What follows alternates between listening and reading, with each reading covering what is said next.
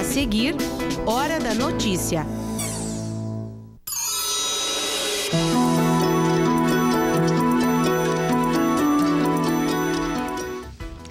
Um problema de saúde que não tem cura e o principal sintoma é a perda da memória. Setembro é o mês mundial de alerta sobre o Alzheimer e no estúdio nós vamos falar sobre essa doença com o neurocirurgião Marcelo Guini Crucius. Se você é daqueles que não fica um minuto longe do celular, saiba que o uso exagerado pode trazer riscos à saúde. Hoje a gente te conta quais são eles. Também vamos receber no estúdio um dos coordenadores da Jornada Nacional de Literatura para falar das rotas leitoras em Passo Fundo. E ainda, você sabia que misturar algumas ervas pode mudar o efeito desejado daquele chazinho que talvez você tanto goste de tomar? A gente explica hoje quais são os cuidados necessários nesse sentido. Hoje é quarta, 6 de setembro, é hora da notícia.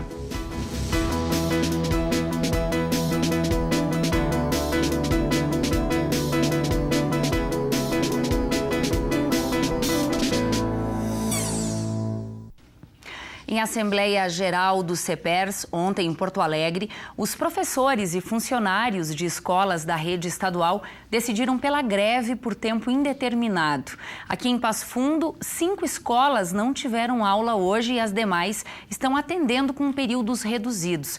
De acordo com o núcleo do CEPERS em Passo Fundo, a greve deve ser total a partir da próxima segunda-feira. O motivo da paralisação é o parcelamento dos salários. No final de agosto, foram pagos, até agora, R$ 350. É cada vez mais difícil imaginar sair de casa sem levar o celular junto, certo?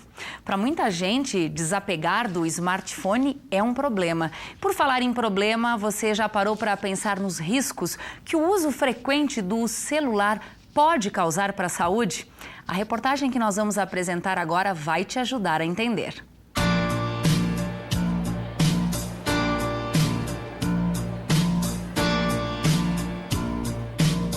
Um estudo divulgado ainda em 2011 pela Universidade de Viena, na Áustria, mostrou que as pessoas que usam o celular 10 minutos por dia e que fazem isso há pelo menos 4 anos têm 70% de probabilidade de desenvolver zumbido crônico no ouvido. E os problemas não param por aí. Os problemas ortopédicos são bastante intensos, posturais. As crianças, elas desde cedo, elas ficam vinculadas àquela tela e isso gera um mecanismo também de gratificação, uma expectativa muito grande. Transtornos de ansiedade estão muito associados ao abuso do uso da tecnologia. Postar foto e esperar muitos likes e comentários é rotina de muita gente. Mas e quando isso não acontece? Ser bem visto, aparecer também, se mostrar onde que tá fazendo. Claro que sempre se fica um pouco chateado, se pensar o que aconteceu, que não funcionou. A pessoa posta alguma coisa e quer ver o resultado imediato daquilo. Então ela fica o tempo todo controlando se alguém emitiu alguma opinião, se alguém deu um like, se alguém não gostou daquilo que ela postou.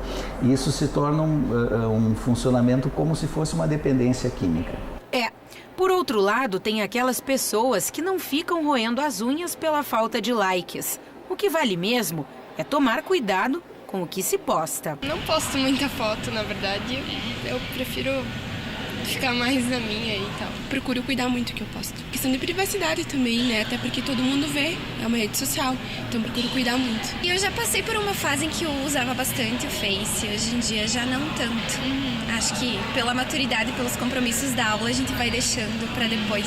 E aqui fica aquele ditado do tempo de nossas avós. Tudo que é em excesso faz mal. Com certeza. Tudo excessivo pode, prejudicar. Para a saúde, depende se tu deixa de te cuidar e fica só com o celular, ou também as crianças hoje em dia se passam grande parte do tempo nos eletrônicos, eu acho que pode causar algum dano, sim. Acho que sim, tem pessoas que usam isso muito frequente e aí acabam deixando de lado as coisas, os compromissos, esse tipo de coisa. Com certeza. Ainda mais as partes ergonômicas, né, da postura de uma pessoa, como se vive, né, todo mundo aqui, né, de cabeça baixa, influencia bastante. Acho que por causa do vício, né, e tudo que é vício, acho que não faz bem. Tanto, vamos dizer, um pouco intelectual, às vezes as pessoas não sabem buscar as informações corretas na internet, e fica aquele, vamos dizer, tipo, Maria vai com as outras, né, vai indo naquele fluxo, e sei lá, eu acho que para uma saúde mental, eu acho que não é muito bom. O que vale é controlar o uso diário do celular para depois não sofrer com as consequências. A tecnologia, ela é extremamente importante e ela já está num estágio que nós não podemos mais viver sem ela. Nós precisamos da tecnologia, nós precisamos do smartphone, nós precisamos do computador, só que a gente tem que utilizar essa tecnologia para o bem. E como tudo que traz prazer, ela também pode trazer a dependência.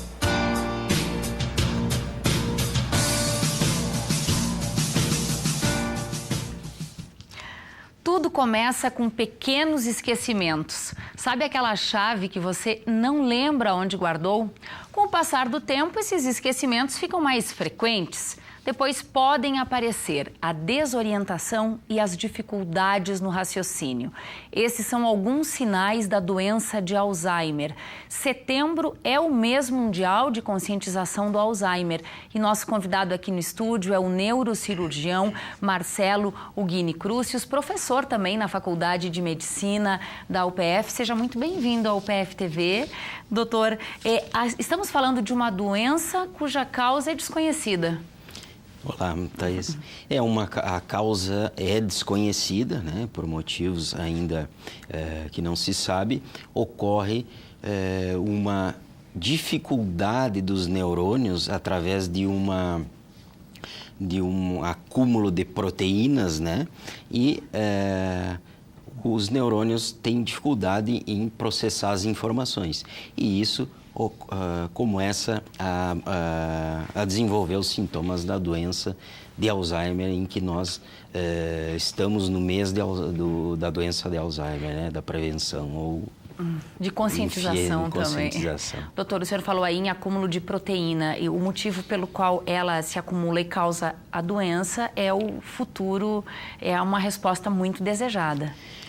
Ainda não se sabe, então essa é a grande batalha, né, para que se descubra a causa e dentro da causa, quem sabe no futuro a cura da doença de Alzheimer, né, já que é uma doença neurodegenerativa, né, quando instalada no paciente ela não a cura, não tem como fazer que ela retorne ou que ela não exista mais, mas pode-se manter os sintomas mais tardiamente, que eles se apresentem mais tardiamente, ou então diminuir esses sintomas do paciente, né? Mas é uma doença progressiva. Doutor, ela atinge mais homens ou mais mulheres?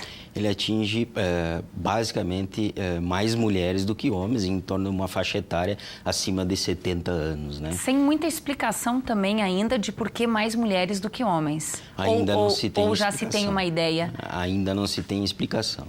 Doutor, dizem que depois dos 70 anos, todos os idosos vão desenvolver um certo grau de esquecimento ou até mesmo um certo grau de Alzheimer. Alguns, os sintomas serão mais fortes e outros não. Essa afirmação é correta? É correta porque a doença de Alzheimer ela é diretamente proporcional ao envelhecimento, né? Ou seja, quando esse cérebro envelhece, né, vai ocorrer mais... o paciente vai ter uma chance maior de desenvolver a doença de Alzheimer. Então, acima dos 70, 80, 90 anos, existe uma chance maior de o indivíduo apresentar esses sintomas. A questão genética pode interferir? Um caso na família, por exemplo, pode deixar os outros integrantes dessa família em alerta? Certamente existe, em menor porcentagem, a doença de Alzheimer familiar, que se chama, ou seja, o avô, o pai e o subsequente filho, enfim, deve se manter de olhos abertos para que possa identificar a doença mais precocemente. Antes dos 50 anos, ela não costuma aparecer, por exemplo, 50, 60 anos. É muito raro a doença de Alzheimer em pacientes adultos, em adultos jovens, né? Mas acontece, né? Pode acontecer, sim. Doutor, como é que se faz, então, para diferenciar aquele esquecimento que todos nós temos em algum momento na vida, né? Daquele esquecimento que pode ser o início da doença de Alzheimer? Essa é a grande batalha, né? Porque os pacientes começam com pequenos esquecimentos, né? Esquecimentos, alteração da memória, enfim, da atenção, às vezes da alteração do humor, né? E algumas situações sutis que podem ser o início da doença, mas são confundidas com o dia a dia, com o estresse, com aquela correria, né?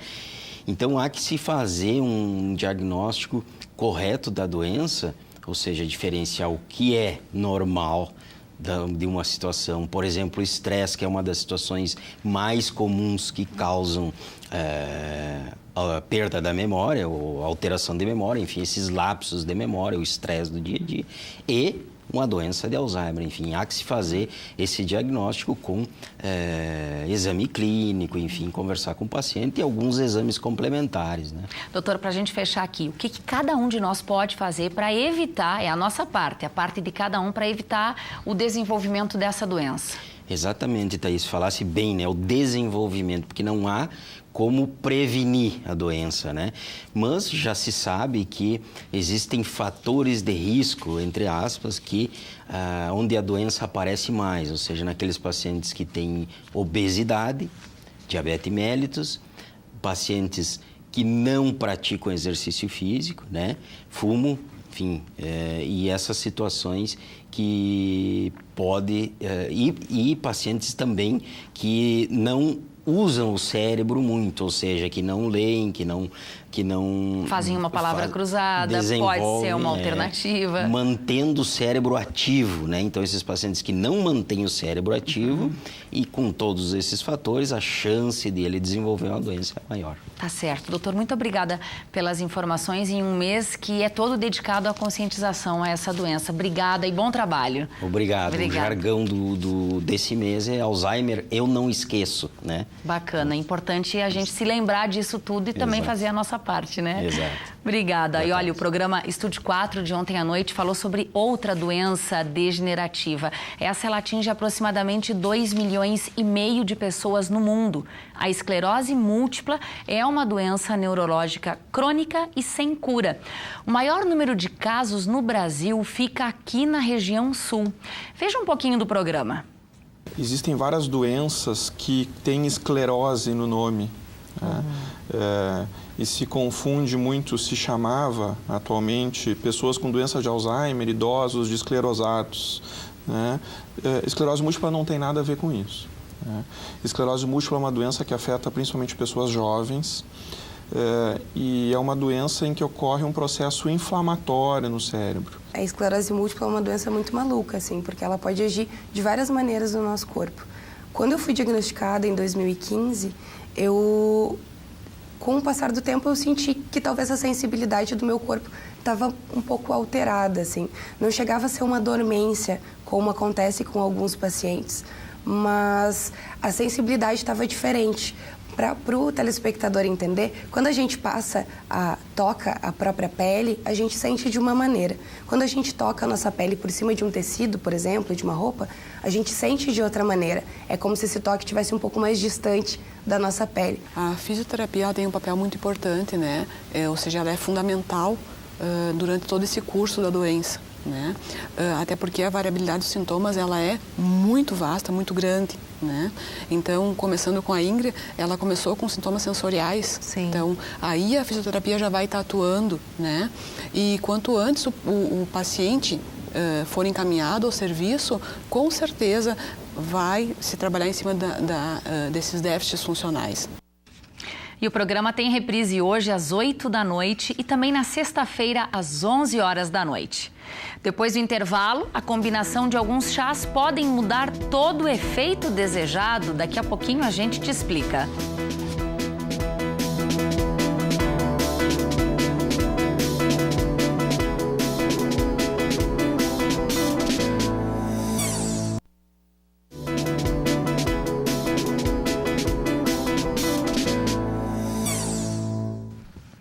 E para quem vai pegar a estrada, fique atento, já está acontecendo mais uma operação Viagem Segura da Polícia Rodoviária Federal e Comando Rodoviário da Brigada Militar. A operação busca reduzir o número de acidentes de trânsito durante o feriado. Num levantamento dos últimos 10 anos, nos feriados de Independência, Passo Fundo aparece entre os municípios com o maior número de vítimas fatais. Durante a operação são feitas abordagens, testes com bafômetro e também verificações de cintos de segurança, cadeirinhas e, é claro, da velocidade. Essas ações, que nesse período são intensificadas, vão até domingo.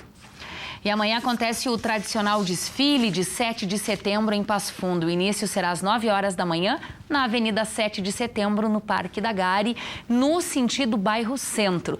Devem participar escolas, entidades, Brigada Militar, Polícia Rodoviária Federal e Estadual, grupos de terceira idade, entre outras instituições. Arquibancadas para o público já foram montadas na avenida. A quarta-feira está ensolarada e a temperatura pode chegar aos 32 graus amanhã. Veja então na previsão.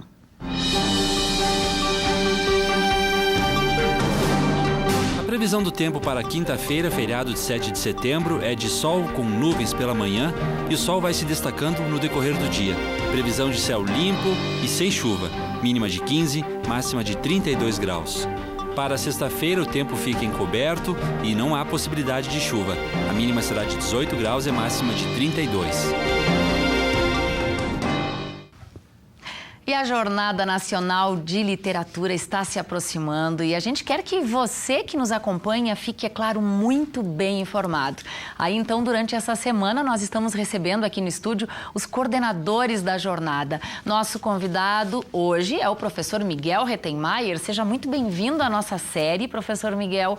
O seu assunto de hoje, a sua pauta hoje é rotas leitoras. Então, a gente começa com aquela pergunta básica. O que são as rotas leitoras? Bom, as rotas têm um princípio orientado naquilo que alguns classificam como serious game, né? É um jogo que não serve apenas para entretenimento, ele tem uma finalidade educativa, né? E as rotas estão dentro dessa orientação de game, ou seja, existe um desafio. Né? O desafio é cumprir uma rota, né? E esses desafios, essa rota obriga necessariamente o caminhante a ter lido os livros da pré-jornada. Ou seja, ele vai caminhando pela cidade, para alguns pontos, aciona um QR Code, né? Uhum. Esse QR Code propõe uma tarefa, ele responde a essa tarefa e segue para um outro ponto. Em 4 rotas que nós desenhamos pela cidade. Bom, a população que ainda não fez isso ainda pode fazer, certo? Dá tempo, de alguma forma, de baixar esse aplicativo e dar uma olhada no conteúdo que tem ali? O aplicativo foi desenvolvido por um programador, né? E nós temos tivemos um cuidado muito grande, foi Thiago Ambrosio o nome dele, em não fazer um aplicativo pesado, ou seja, ele facilmente, a gente consegue baixar em qualquer loja, né?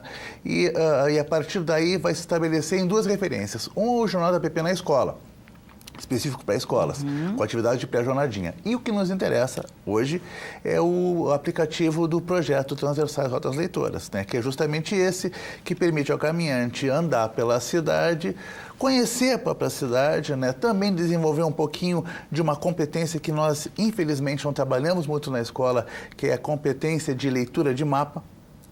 Né? Porque necessariamente ele vai ter um mapa que se oferece a ele no próprio aplicativo e ele pode então caminhar pela cidade. Todas as rotas nascem na Tamandaré e terminam na Independência, onde acontecerá o Caminho das Artes, né? Bom, para quem ainda não se familiarizou com esses termos, QR Codes são códigos, não é? Que muitas vezes aparecem já em alguns produtos ou eventos, mas que nesse caso eles são físicos, estão impressos no chão em alguns pontos da cidade. São 17 7 pontos. Dá para citar alguns, professor Miguel, ou não pode entregar esse jogo aí? Não tem problema nenhum. Sai da Tamandaré, uma roda, a Rota dos Monstros. A Rota dos Monstros, ela tem uma particularidade, ela é uma narrativa.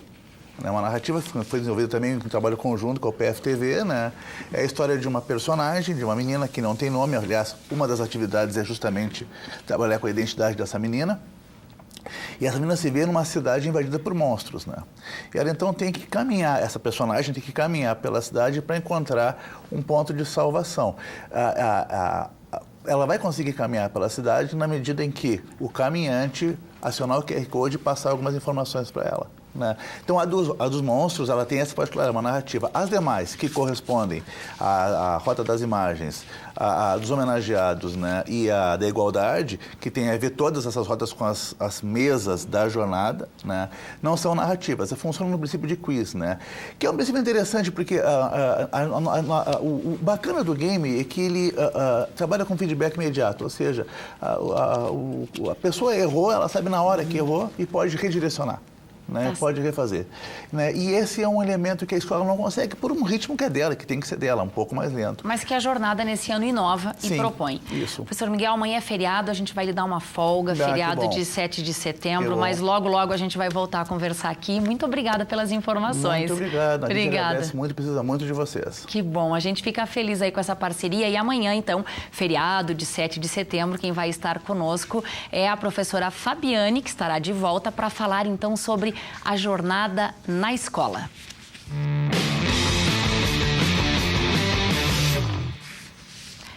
E sexta-noite tem uma partida de vôlei beneficente aqui na UPF. O jogo é entre BS Bills UPF e Seleção Gaúcha de Voleibol. A ação vai arrecadar alimentos não perecíveis para as famílias de Lagoa Vermelha que ficaram desabrigadas por causa de um temporal que aconteceu no mês passado. As doações já estão chegando, estão sendo entregues aqui na UPF TV e também podem ser levadas na sexta-feira mesmo, antes da partida. O jogo começa às 7h30 da noite no ginásio da Faculdade de Educação Física e Fisioterapia. Quando o chá é usado como um remedinho, uma espécie de medicamento, é preciso ficar atento. Misturar algumas ervas pode mudar o efeito desejado. Veja então a nossa dica de hoje. Outra dica que é bastante importante é que os chás, eles não são feitos, ou pelo menos não são úteis quando utilizados com medicamentos. Não devemos usar, portanto, medicamentos com chás, e sim com a água. Por quê? Por exemplo, a camomila, o boldo, usado com AS, eles vão aumentar a hemorragia. Então, é melhor que você não utilize os chás, já que nós não conhecemos todos os efeitos deles, com medicamentos. Nessa terceira dica, a gente vai falar sobre o boldo. O boldo brasileiro, ele é chamado também de boldo falso. Ele é mais tóxico do que o boldo original, o verdadeiro. Ele pode ser utilizado na digestão, porém ele tem efeito hemorrágico se usado com AS. O modo de preparo dele, por ser uma folha, também é por infusão. Outra dica é sobre a espinheira santa. A espinheira santa ela também pode ser chamada de espinheira divina ou cancorosa. Ela tem ações protetoras da mucosa gástrica, antiácida e protetoras gastrointestinal. Em estudos, ela também substituiu com vantagens o omeprazol e o pantoprazol, trazendo menos efeitos colaterais aos indivíduos. As contraindicações seriam não usar em gestantes e lactantes e crianças menores de 12 anos. O modo de preparo também é por infusão. E amanhã nós vamos falar sobre os benefícios medicinais da erva cidreira e também da tanchagem. O Hora da Notícia fica por aqui e a gente volta amanhã com mais informações. Um ótimo dia e até amanhã.